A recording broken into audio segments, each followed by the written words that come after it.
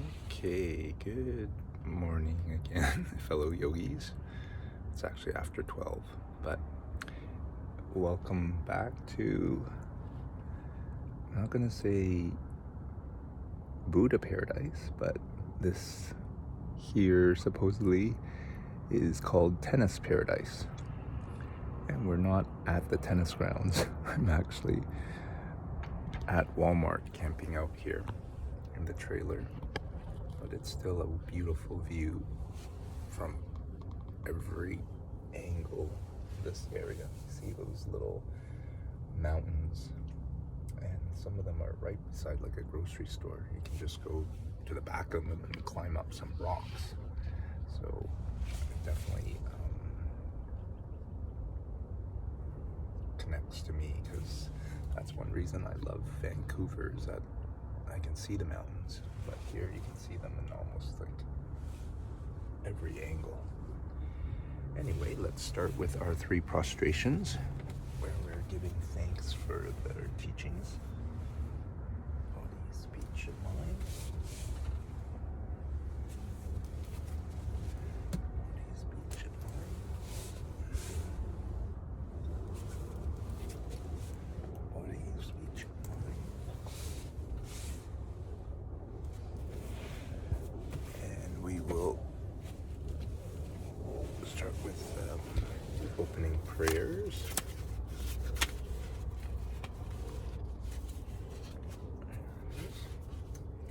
And yeah, we're in class number 9, so we will continue with doing this in Tibetan. Can you see that? Maybe I'll put that dark paper behind it, make it easier to read. Right. Okay. So just remember that first one is about reaching enlightenment for the sake of all beings.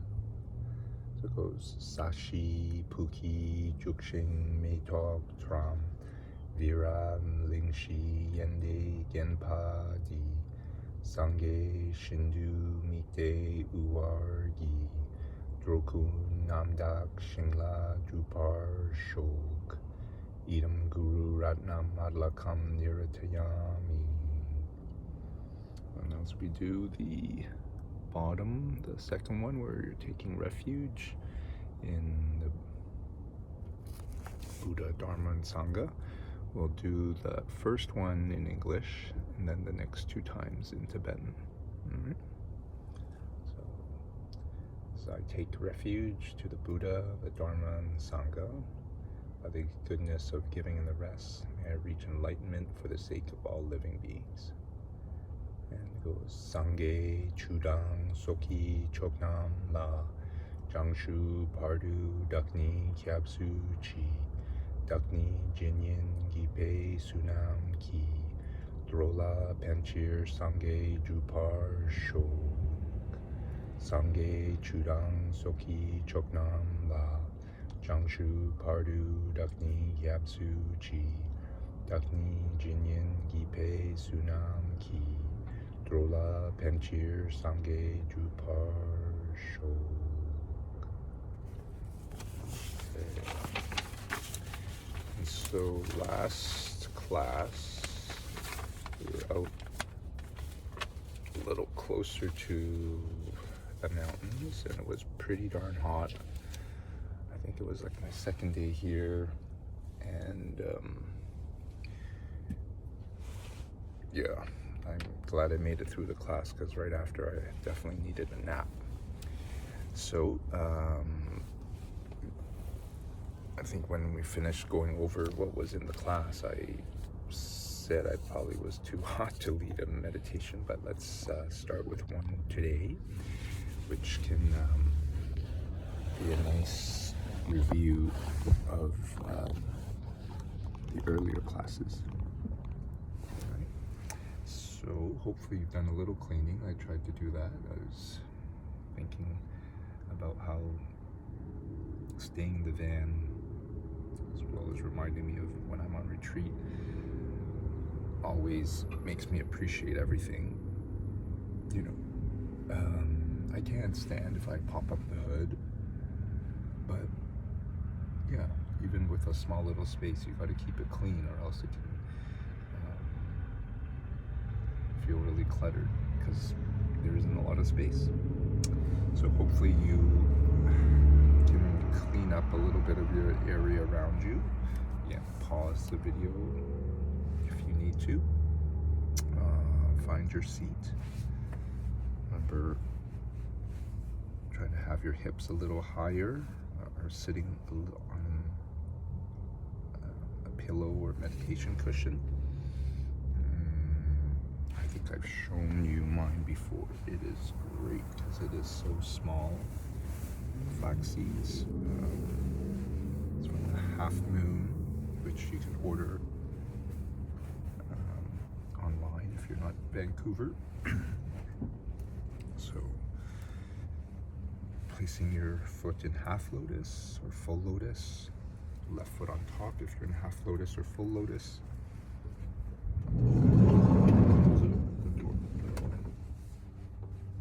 Or just sitting cross-legged, or even in a chair, or even lying down if you're feeling really tired. Otherwise, I always think it's nice to close your eyes and then to just start feeling your body. Check that you're not leaning to the left or right. I've noticed I've sometimes can lean to my left. Definitely to make sure your spine's nice and tall, because if it's not, you will find yourself getting sleepy. Checking your shoulders are relaxed. Resting the right fingers inside your left, the tips of your thumbs touching like this. Resting that comfortably in your lap. Relaxing your jaw, facial muscles, resting the tip of your tongue where the roof of your mouth meets the top of your teeth. Closing your eyes, or if you're feeling very sleepy, just leaving them a crack open. Just feeling the weight of your legs again. And just feeling your upper body through the top of your head, connecting, reaching up to the sky, the sun.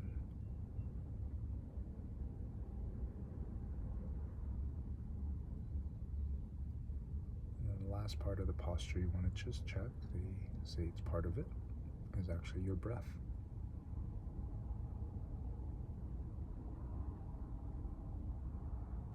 So just start with 10 breaths, where again the first count of 1 starts with an exhale. And then just continue.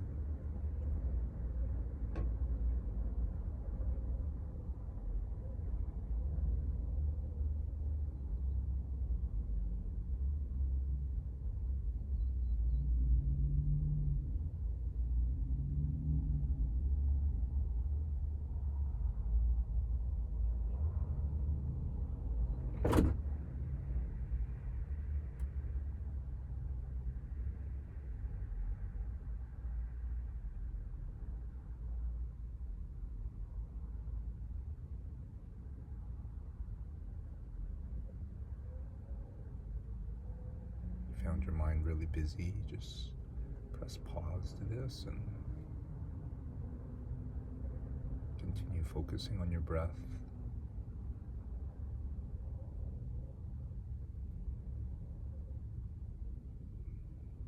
You can come back to 1 anytime your mind wanders away, or just make it up to 10 and continue. So repeat as many rounds as you need to kind of just quiet the mind if your mind is really busy this morning, this time you're listening to this. Otherwise, just so that the class is not so long, I'll continue. Having you just visualize the Buddha surrounded by other Buddhas.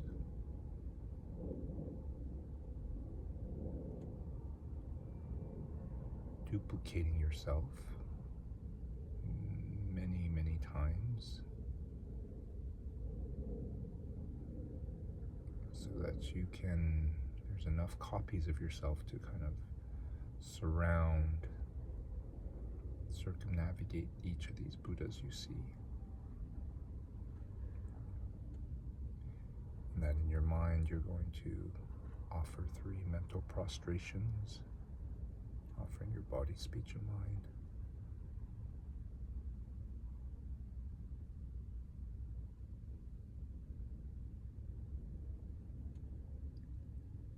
And then making some offerings to them. If there's anything that comes to mind you really want to offer them, do so.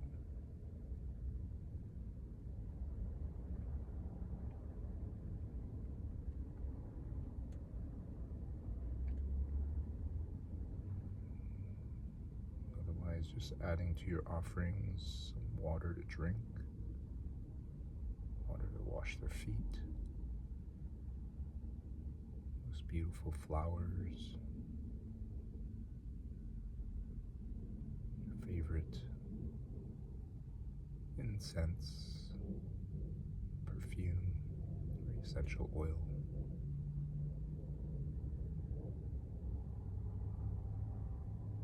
Your favorite forms of light.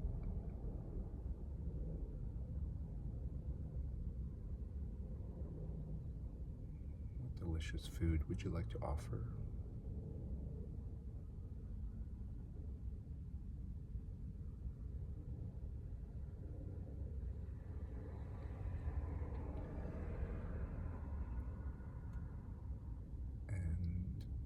Music would you like to offer? And so in my own meditation, I usually take more time with these offerings, kind of try to go through them in detail. So again, pause if you'd like to. Otherwise, just thinking in the past 24 hours, anything that you like to confess, anything you've done through your actions, your speech, your thoughts that you might want to take back, that you wouldn't want directed at yourself.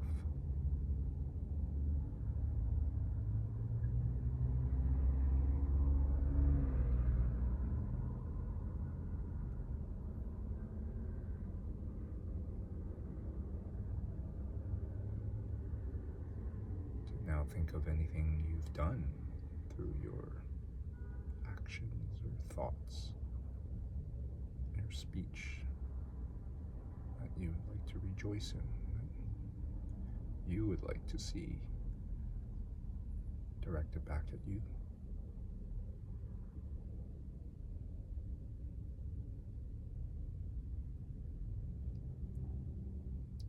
Is there anything you've witnessed other people do that you like to rejoice in, that they did?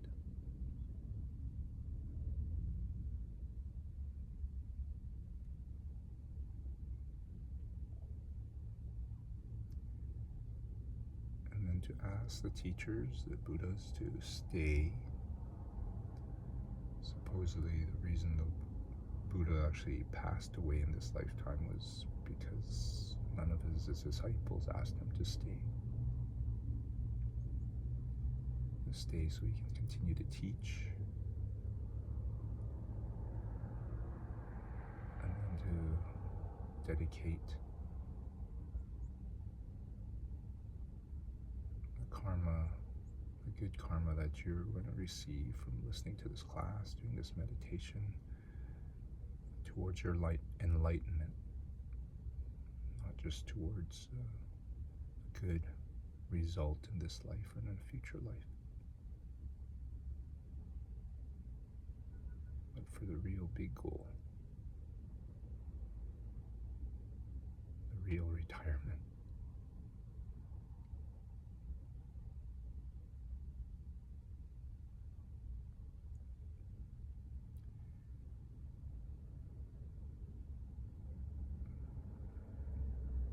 So come back to a short shamatha, fixed meditation.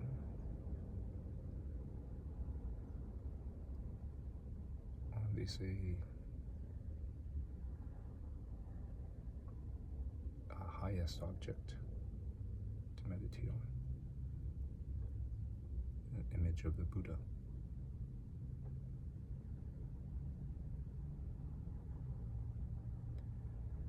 And so just start from head to toe. Do your best to see each part and see the detail in each part.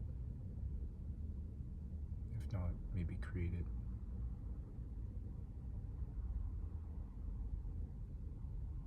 But to also create it so that it's Buddha in front of you is live, living, not just a picture or a statue that you probably see.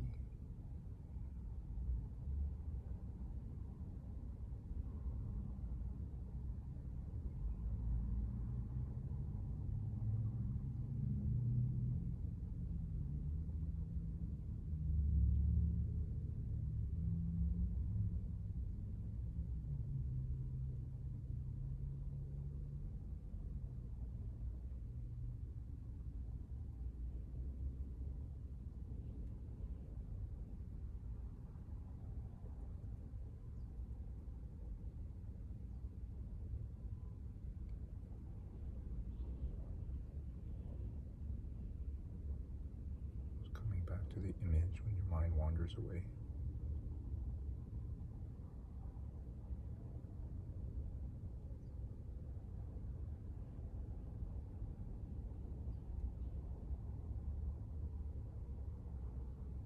Noticing what he's wearing.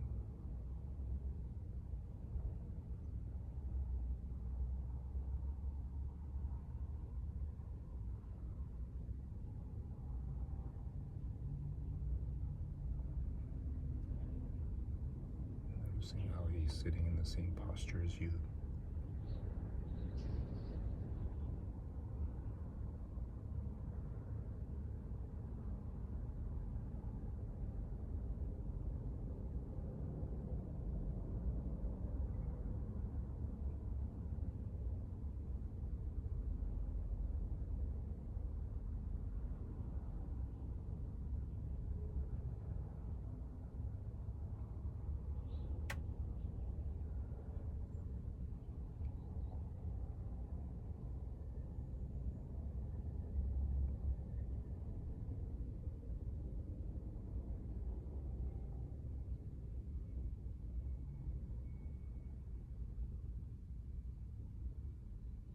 Seeing them sit in front of you,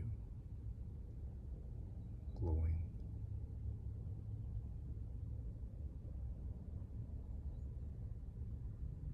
Here to help you.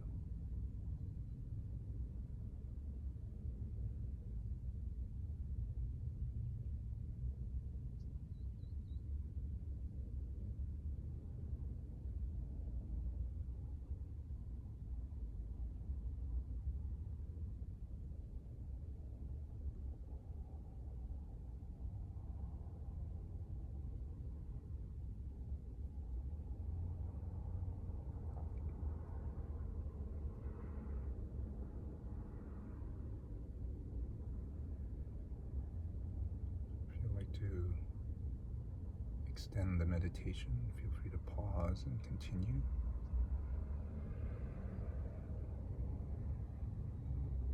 Otherwise, I'll be closing this meditation by having you just visualize this Buddha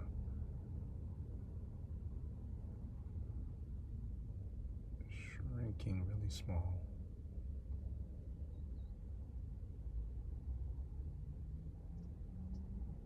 Flying up through the top to the top of your head, where it sits facing the direction you're facing.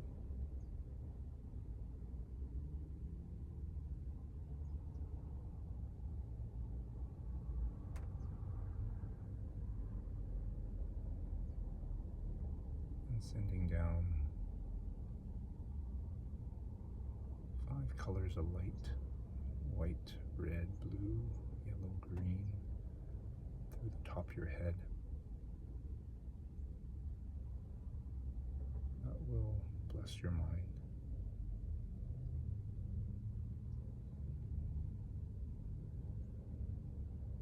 It'll increase your mental ability to receive the teachings. So you change your mind stream.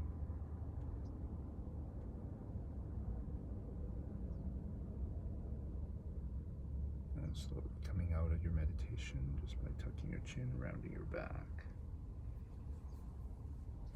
Just moving as you need to. As I said, you can always just gently arch and do a little sitting cat.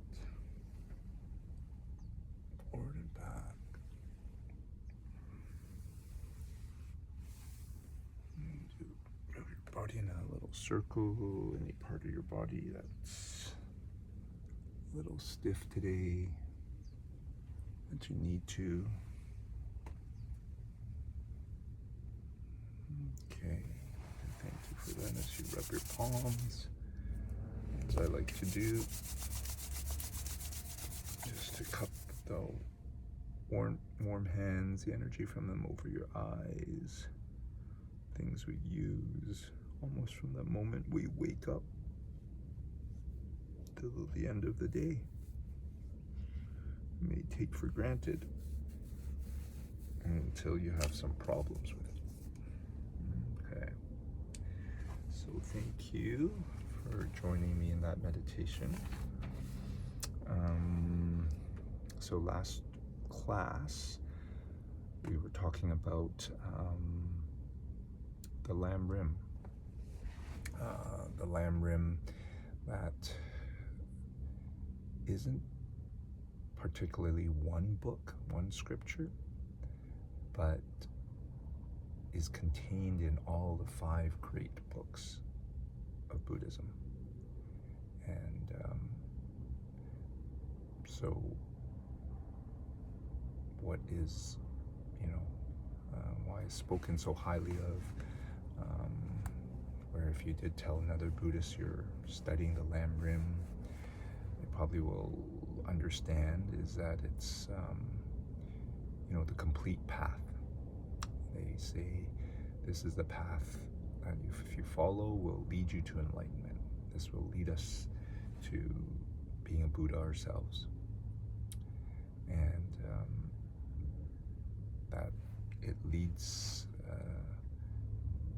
on what you're now on the sutras, on the open teachings, leading to Tantra, the secret teachings. And this is important because, if you want to reach enlightenment in one lifetime, instead of millions and millions of lifetimes, this is what the secret teachings allow you to do. But to actually have Tantra work, you do need to first take this path. And so this complete path, they say, is like parts of a car engine, that every part is needed.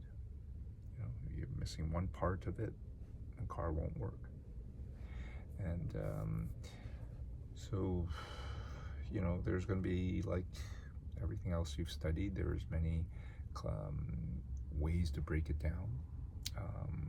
The 2 main ways to break it down is, one, what we covered last week, finding a Lama.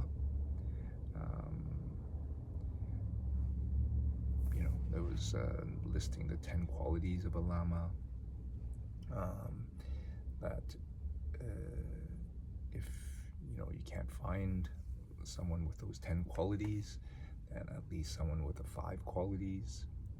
And if not even those 5 qualities, the minimum the qualities, which they say is, they should be, their life their attitude, their inner attitude is devoted more to the Dharma instead of to worldly things. In that division between this life and the future lives, they're focused on their future life. They take care of others before themselves. This is a good one, as I'll mention in a bit, repeat again. That they are very mindful in what they do, they say, they think, and they don't teach the students the wrong path. Right? So, yeah. And that first, this Lamrim was first kind of summarized by Jason Kappa in the most famous Tibetan Buddhist book called the Lamrim Chenpo. And he summarized, it in a very short letter. It's about 14 verses. It's in the readings. And basically, each verse covers part of the Lamrim. So the very first one, I took the time to memorize when I was in retreat, because there's nothing else to do. And so I noticed as I was kind of trying to repeat it, I seemed to be able to do it with my eyes closed, because that's how I run through it during my meditation.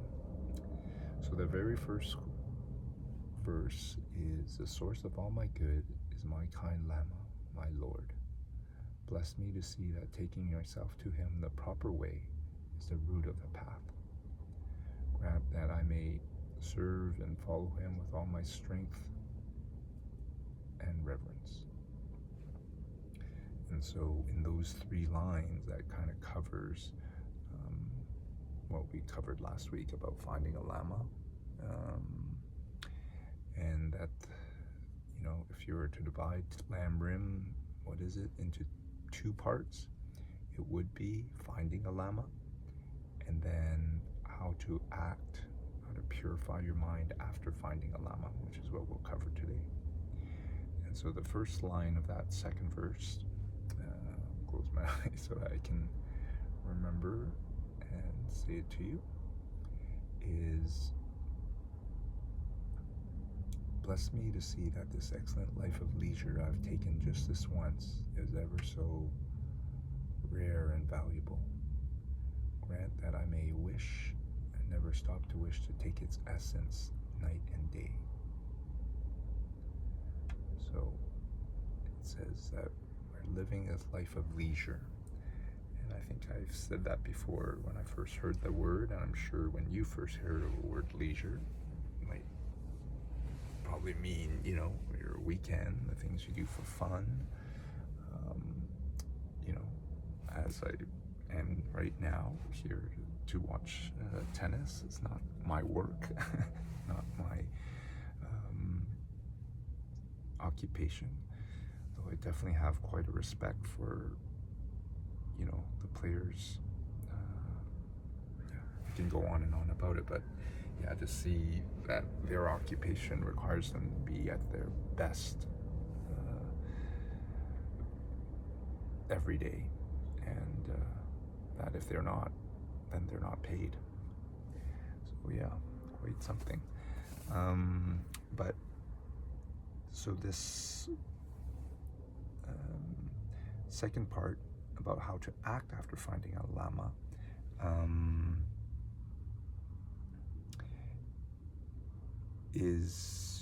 was mentioned a little bit, like one of the things that was mentioned the last class, and which is really important, is that, if you do have a teacher, you can definitely offer material things, money, food, clothing, space to teach, material things. But the best way to serve your Lama and to repay and thank your Lama, what I try to remember too, is to practice what they're teaching you. Because ultimately he's teaching you in hopes that you'll reach enlightenment. And so the best way, sorry, there's a fly in here that's kind of flying around and tickling me. So if you see me opening and closing the door, that's to let him or her out. So yeah, amongst this second part of the lamb rim, of course there is subcategories. So the first one is what I had just shared, this desire to take the essence, the essential meaning of your life, to get the most out of it, right? The second part I'll just kind of mention is how to go about taking the essence from it. But the first is the urge to take the essence, essential meaning of your life. And during the audio I was listening to, I forgot exactly how Geshe Michael Roach brought this up, but I think it's a really important point. That they say, the first time you hear this, that teachings, instruction, there's instruction on anything, is only something you really know if you do. I think I repeated that in last class. I definitely shared that with some of the managers at Open Door Yoga, that there's many sayings, many tips that can help us in our work as managers, but and we probably may agree when we first hear it, but until you do it, example I can give was I've often told our managers to make sure they schedule their work. In these days where we have the phone, we can get emails all the time. People are texting each other, so yeah, it's great. I can now take my work here to work while I'm also enjoying leisure, right?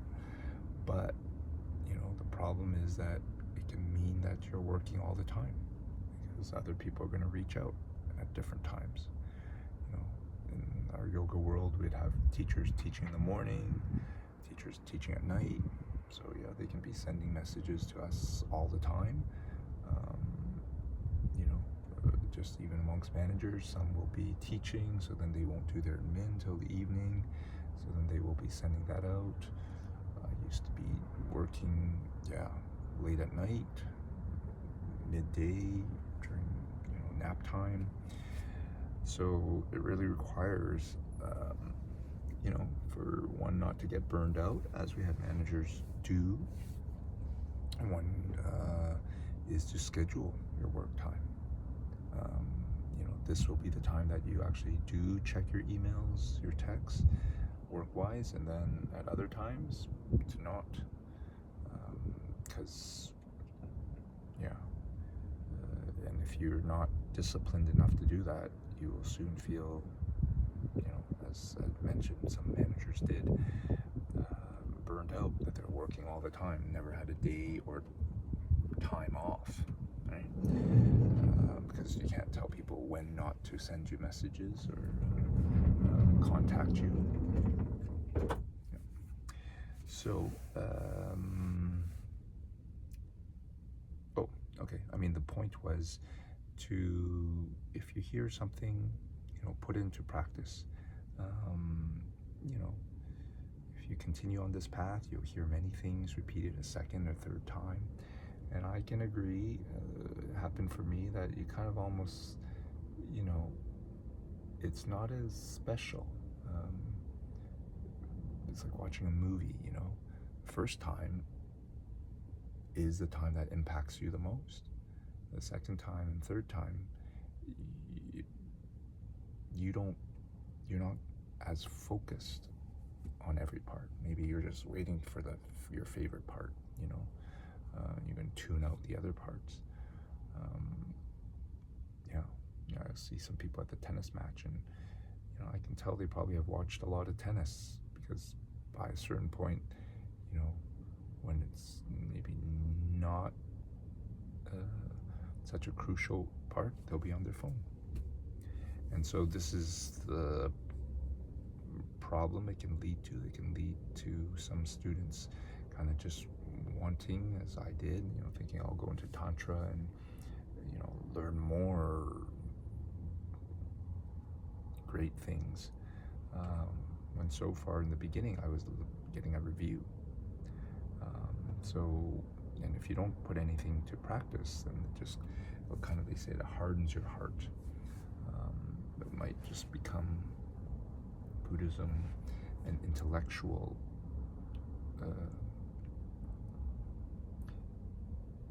study, and not something that really will change your life. That you hope, as you come into meet Buddhists or just good people, that you should see that they treat others, get along with others, and have a joy and happiness about them. That isn't necessarily related to what they do or what they have, the external stuff. So definitely that is what Geshe Michael wanted to share. And so to take this essence, meaning out of life, why is it so important? It is really important, and maybe you've heard, but I definitely will repeat, is that the odds of being reborn as a human are very, very low. Yep, very low.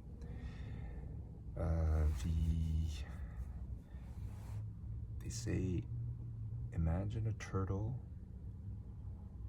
in the big ocean. What are the odds of it sticking its head out of the water and sticking it through a life preserver? The odds of this turtle doing that are the odds of us being reborn as a human. And why? Well, they say we unfortunately, have more non-virtuous karma than good karma. And that if you're watching this, you probably are not a serial killer, you're probably not a bad person per se. But they say if you really just watch your thoughts, most of your thoughts that run through your mind are non-virtuous thoughts, not the virtuous ones. And what they mean is that they're mostly selfish ones. Things of taking care of yourself, thoughts of me. Whereas a virtuous thought would be, as the example of that teacher, what is the minimum that you want a teacher to have? That they care more about others before themselves. And I can definitely agree. The default in my thoughts is, what is going to make me happy? What should I do to make me happy? What do I want to avoid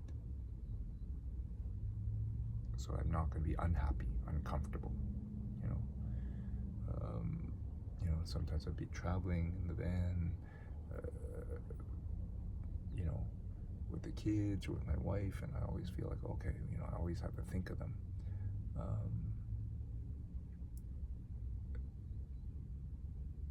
But I think I shared this story before. There was a trip, first one in COVID we went on, and it was kind of like the last family trip for a while, where we all had expectations and all are really excited to go, and all were kind of stressed out leading up to it. And finally you go, and the first day was just horrible, like one was in a bad mood, the other one was in a bad mood. You were tired, and we're supposedly had done, we're in beautiful Paris, we're heading to the Louvre. And the end of that night, it just was maybe there was more, but I just remember having this feeling like, oh, what a waste. Like, if this is a start of the trip, it's, I can imagine it'll only get worse. But maybe I read this or I heard it, but suddenly I said, well, you know what? If it's gonna suck, at least I'm gonna help make it a good trip for everyone else. And so I told my wife, who was trying to press our younger son to join us, I said, just let him stay. He wants to be on his screen. He saw what he wanted to see, and that's it. The older one, we just said, let him do what he wants to do. He might be scared, but he's, he doesn't want to join us, so let him do what he wants to do, and we'll just do what we came to see. And day by day, as I kind of focused also on, picking things my wife wanted to see when I was with her, things she wanted to eat, that things turned around. That my wife wasn't so upset at not seeing us all together. Younger son seemed to be happy, getting the unlimited screen time we usually don't give him. Older one was happy, getting his freedom, and then joining us later when he was in a better mood. And because then I felt better seeing those around me happier. So yeah, it is this self-cherishing. There's this saying that all the suffering in the world comes from a focus on ourselves, and all the happiness in the world, I'm kind of not using the exact words, all the happiness from the world comes from us thinking of others. So you can do a review meditation on that one, or analytical meditation, and see if you think that is true. But supposedly, this life as a human is very rare, and what probably we may not experience for many rebirths, right? So this is where that saying I just said, we should be appreciating the leisures we have. And in the leisures, according to Buddhism, there's 8 of them. These are the things that I'm going to go through, things we don't have. Okay, so having those 8 leisures is, the first one is having the wrong view. That if you did have the wrong view, that karma doesn't exist, or karma doesn't work. What might it do? It might lead you to doing those 10 common misdeeds of killing, stealing, sexual misconduct, lying, dividing up people, harsh words, busy talk, gossip, coveting, thinking ill will of others.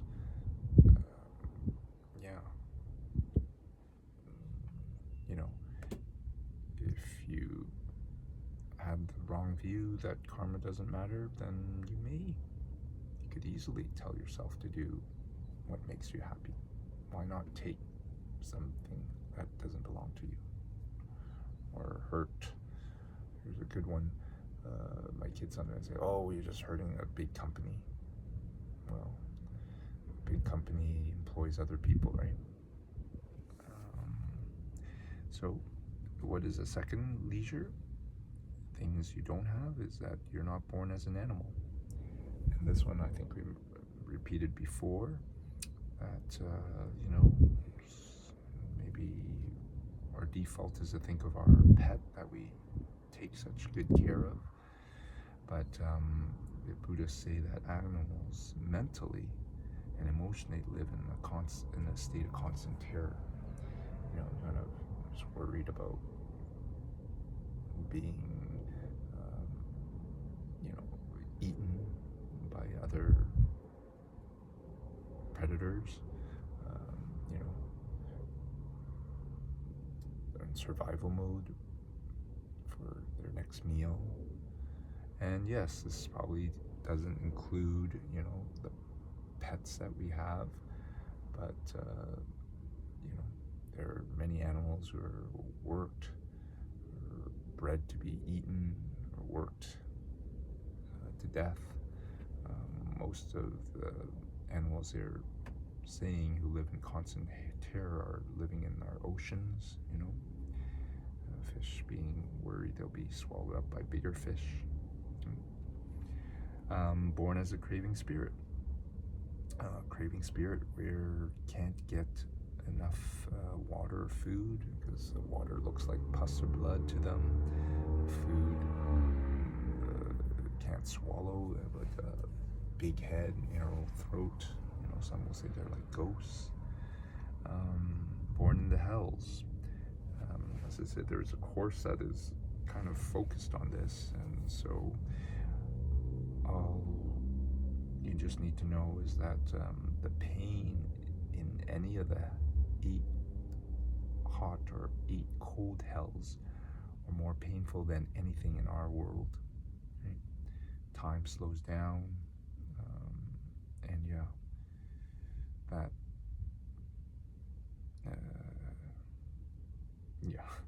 they say if you heard of Dante's Inferno, a lot of his description of hell is a little bit of what hell is like.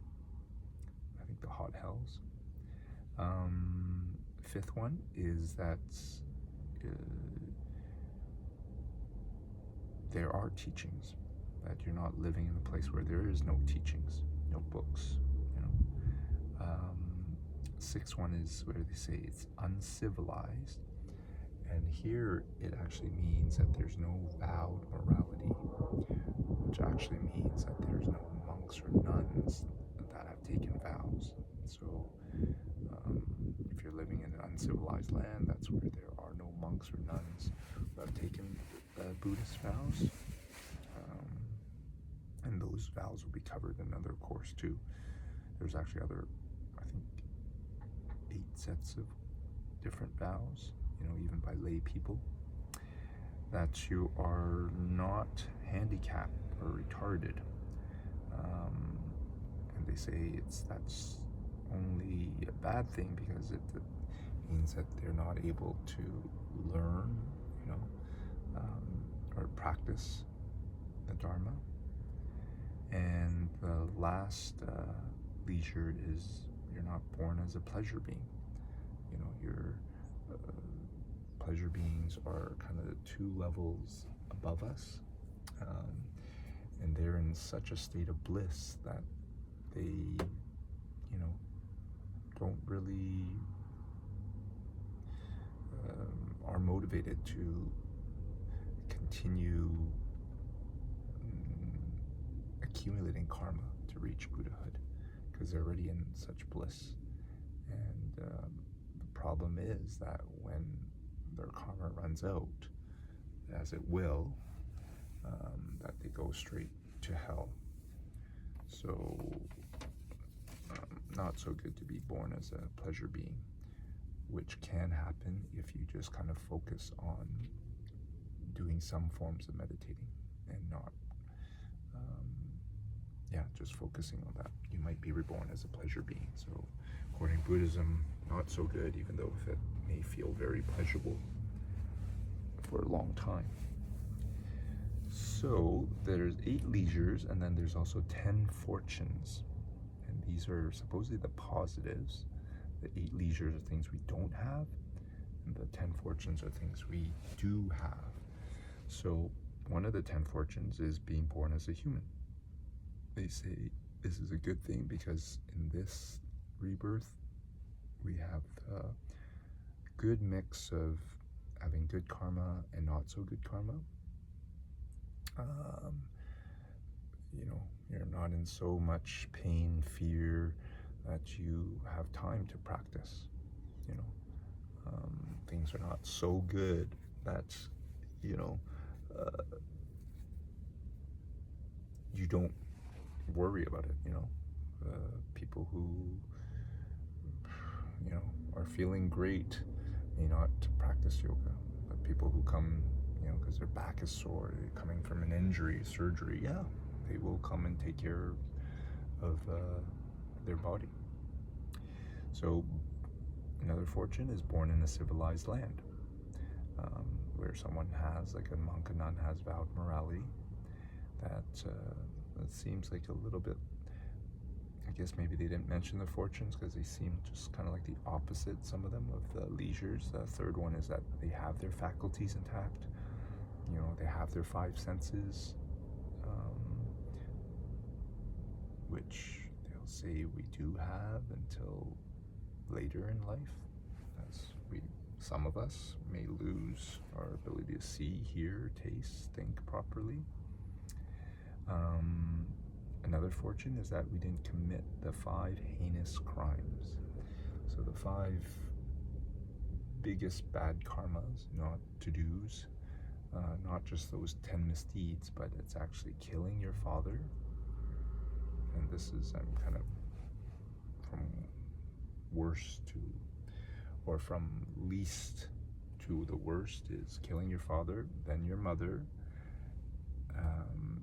then it is killing an arhat, someone who has reached nirvana but hasn't made it to the final. They say the 4th one is killing Buddha, and that worse than that is informing a schism, like separating the vows, or separating the group of monks into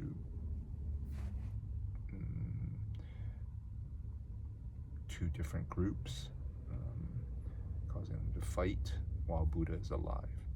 So these last two, this one forming a schism, which supposedly a monk did, which is why there's suddenly monks' vows, and killing Buddha while the Buddha is still alive, are two things we cannot do. But any of those other 3 are things which hopefully we don't have. And having faith in the teachings is the 5th one. And the 6th one is living in a world where Buddha has come. 7th one is living in a world where Buddha has taught, because they do say Buddhism will eventually die on this planet. 8th one, living in a world where Buddha has taught and the teachings haven't been lost from the people's hearts and minds. It's more important than the books. And the 9th one is living in a world where Buddhism is being practiced. And 10th one is that living in a world where there is support of the practitioners. I'd say that is, that there are temples, monasteries for them to practice. There's I know near me there is, I won't even say it's a temple, because unfortunately I don't think the public can go in, but it seems like it's a place where some monks practice.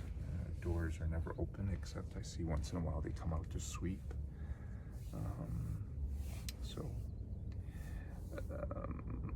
Okay, so then that is the explanation of 2A, how to get the essence out of life. That we have these 8 leisures and 10 fortunes, that being born as a human is very rare.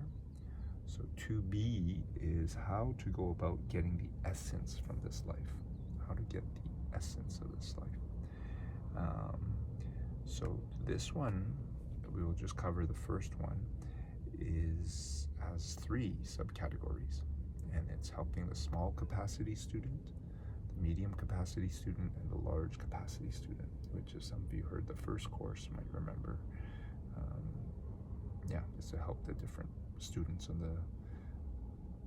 based on their capabilities. So I will tell you the third verse. I'll close my eyes. My body and as my life are fleeting like the bubbles on a sea froth. The bubbles on the sea. Sorry, let me try that again. My life and my body are fleeting like the bubbles on top of the sea. Grant me to know that when I die, the deeds that I've done, white or black, and what these deeds will bring, will follow me as sure as my shadow. Grant that I may stop from doing the slightest wrongs of the many that we do, instead do the many good, do the good. Yes. So that is the third verse, which will cover how to get the most out of this life. And so we're just kind of covering the small capacity student. And this is the one you might recall who fears the rebirth in the three lower realms, in the hell, the craving spirit, or an animal. Supposedly in the West, we don't really have this fear because we don't think of rebirth. Rebirth isn't something we're brought up in this culture, but in the East, there are, many people who believe in rebirths, and this is what they are trying to do. They go into a temple, they're making offerings. They're going to the temple when they're about to die so that they're not going to be reborn, because they've heard of these. So for this student, what can they meditate on? One of them is what we've done before. Maybe we'll do next class, death meditation. And so there is kind of three parts to this death meditation. One is, just knowing that, when you meditate on this, is to meditate to remember that, say to yourself that I must die. No matter how well I take care of my body, you're going to die. And that the second thing you need to meditate on is to realize that you do not know when. You do not know when.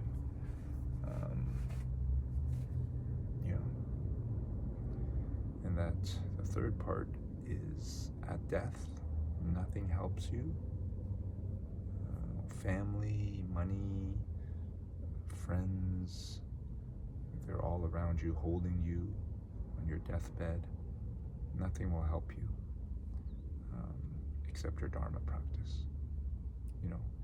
They say that, Buddhists say when you die, your four energies, air, earth, fire, and water, kind of start going wild. Right now, they're barely kind of keeping you together. They're supposedly never in sync, which is why being healthy supposedly is very rare. It's an accident. But at the time of death, your mind is starting to separate from your body. So it starts hallucinating. You start seeing the karma of what you've done. It's supposedly really terrifying. And that nothing will really help except things that you have deeply ingrained in your mind. So, not meant to scare you, but that's supposedly what they say. And supposedly meditating on these three parts about death, that you're going to die, you don't know when, and nothing's going to help you, will lead you to starting your meditation practice. Starting it now. Knowing that you're can't wait till you're old and sick, maybe too physically or mentally tired to practice. To reach the ninth state, meditation requires you to do this not just by going to retreat, but doing it every day. So, yeah, that is the message that I think we want to end with. That practice, because nothing else will help. And that's why, though, tennis matches have started a few hours ago, and my friends were telling me, oh, why don't you just, when you head out there, let me know, we'll watch some matches together. I went, yeah, I could, and I'd love to, but in the end, if you're not a tennis fan, it's just a game of hitting a ball. But even for myself, with the joy it brings, I know as an experience, you can watch too much and get tired of it. It can get too hot there. It can get too cold. You can be too tired. What you think might be joyful, fun, as I did, I've already experienced the other side of. So I will leave you with that, and then we'll have class 10 next. So let us do the closing prayers. And we'll do that just in Tibetan today. By the goodness of what I've done in giving and the rest, may I reach enlightenment for the sake of every living being. And then let us do the 3 prostrations again, giving thanks for the teachings. Speech and mind.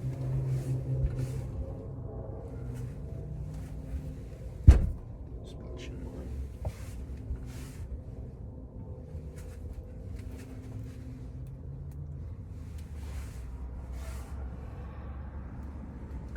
And we'll see you soon in the next class. Namaste.